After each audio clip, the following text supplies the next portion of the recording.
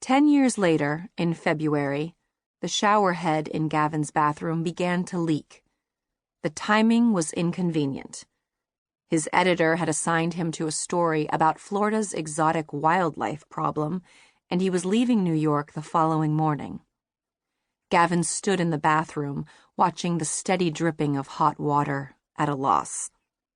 It seemed to him that this was the sort of thing Karen would have taken care of, before she'd moved out, and he realized at the same moment that he wasn't even sure where the landlord's phone number was. On a piece of paper somewhere, but pieces of paper had taken over his desk and spilled over onto the living room floor in the 3 weeks since Karen had left. A sort of avalanche. After a half hour, he came across a box of baby clothes that he'd forgotten to take to Goodwill, and after that he didn't want to look anymore.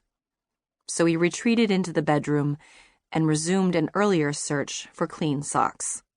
He could call the landlord when he got back. What Gavin had wanted was to be an investigative reporter, a newspaper man, but nothing about his career was as he'd imagined it would be. When he'd graduated with his journalism degree, he'd thought that this would be the moment when his life would finally begin. In idealistic daydreams, he thought he might help change the world, or at least improve it. And in shallower moments, he just wanted to be a star reporter. He'd wanted to extend his hands and feel the weight of the Pulitzer with the crowd applauding before him. Step up to the podium and clear his throat in the spotlight. He'd managed eventually to land a job as a reporter at one of the city's best papers. But coming to the New York Star was like stepping into a drama in which all the major roles were already taken. Or perhaps the play had already closed.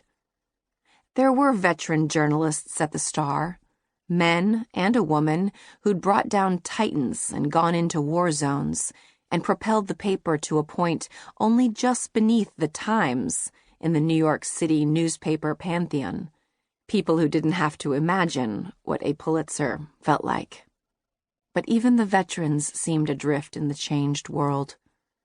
The paper was sending out fewer and fewer correspondents on faraway stories. There were no more bureaus overseas or even in Washington. The paper was covering local news, relying on Reuters and freelancers for everything else. Too many of the stories seemed more like entertainment than news to him. "You have to put in your time," his editor had told him, but Gavin feared more and more that his time had passed. On 2 or 3 occasions, he'd managed to get invited along for drinks with a couple of the veterans, and their stories mostly concerned a time that seemed better and more glorious than now, and ended with some variation on "those were the days."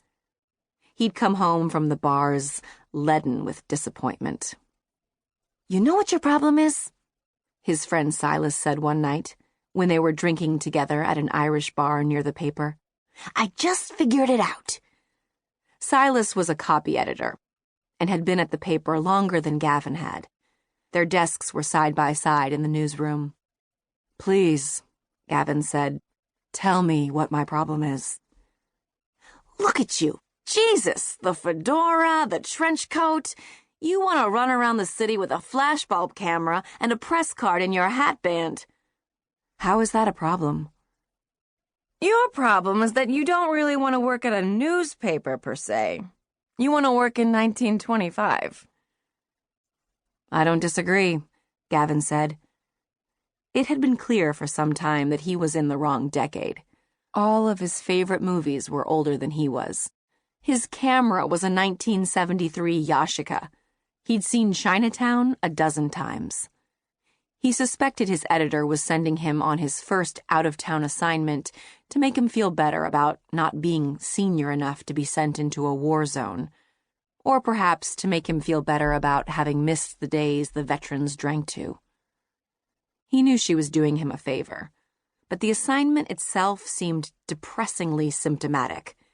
He was being sent to his hometown. He'd gone in a circle. He wanted to scream. "Aren't you from there?" his editor asked when she called him over to her desk. I am, he said, but...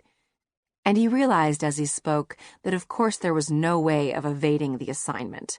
Of course he couldn't tell her that the weather in his hometown had sent him to the hospital with heat stroke nearly every year until he'd left at 18. So he sat by her desk discussing the story for a few minutes and then went back to his computer to check the South Florida weather. The city of Sebastiana was in the grip of a heat wave.